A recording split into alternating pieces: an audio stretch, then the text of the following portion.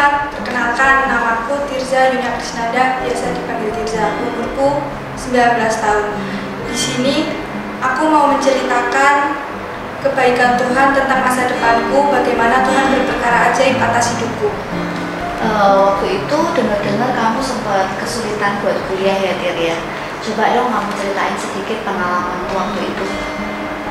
Jadi waktu itu tahun 2019 adalah tahun di mana aku lulus SMA.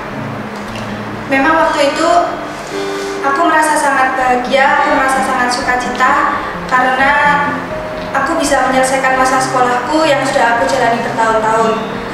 Tetapi di sisi lain, aku sangat merasa khawatir, aku sangat merasa takut, aku sangat merasa cemas akan masa depanku. Bagaimana nasib hidupku nanti setelah aku lulus dari sekolah. Kalau boleh tahu, kenapa sih kok kamu merasa takut, kamu merasa khawatir untuk masa depanmu? Emangnya kenapa, Tir? Jadi memang setelah lulus dari sekolah, aku memiliki keinginan untuk aku bisa berkuliah.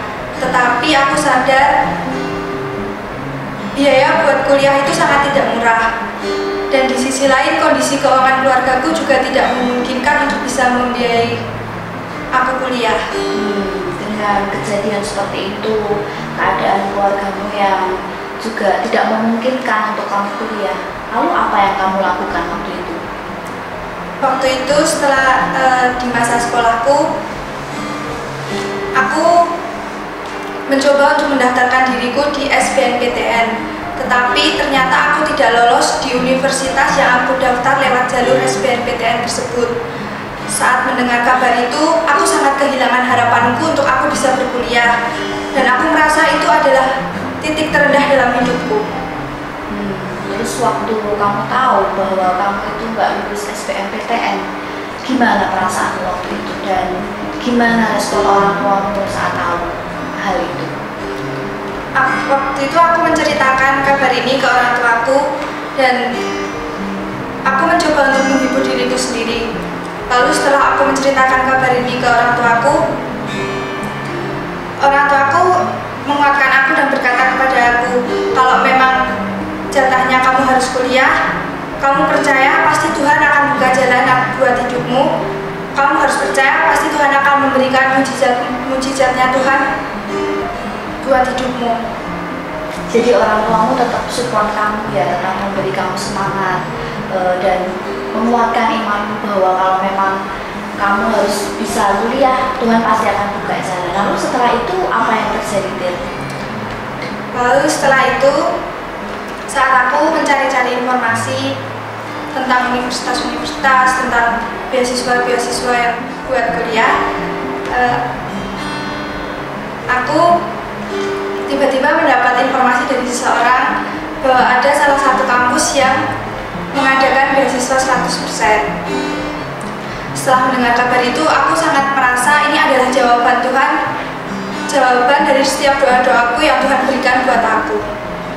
Apa sih sebenarnya juga alasanmu benar-benar pengen kuliah itu apa, Tir? Karena aku mau sepakat dengan apa kata orang tuaku yang waktu itu orang tuaku menguatkan aku.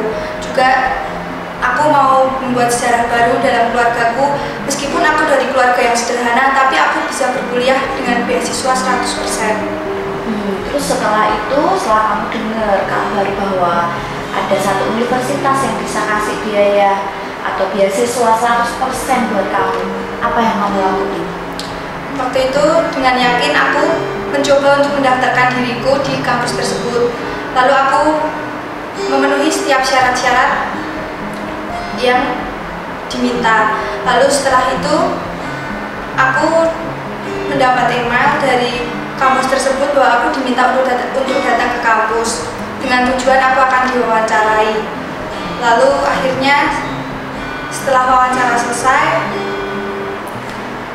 aku doa lagi ke Tuhan, kalau memang ini jalanmu, aku minta supaya biar diterima sebagai mahasiswa di kampus tersebut. Dan kenyataan yang terjadi adalah setelah aku selesai diwawancara, aku dinyatakan sebagai mahasiswa dan diterima di kampus tersebut dan aku bisa berkuliah dengan beasiswa 100%. So, apa pesan kamu buat teman-temanmu yang ada di rumah? Jadi di sini buat teman-teman semua aku mau sampaikan 3 poin yang sangat memberkati hidupku.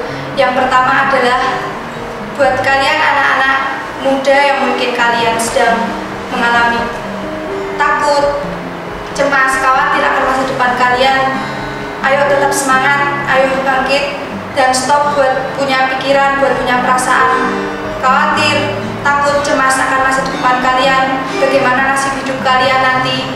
Tetap percaya, karena di Alkitab dikatakan masa depan itu sungguh ada dan harapanmu tidak akan pernah hilang, asalkan kamu mau percaya kepada Tuhan dan meminta Tuhan buat menjamin hidupmu.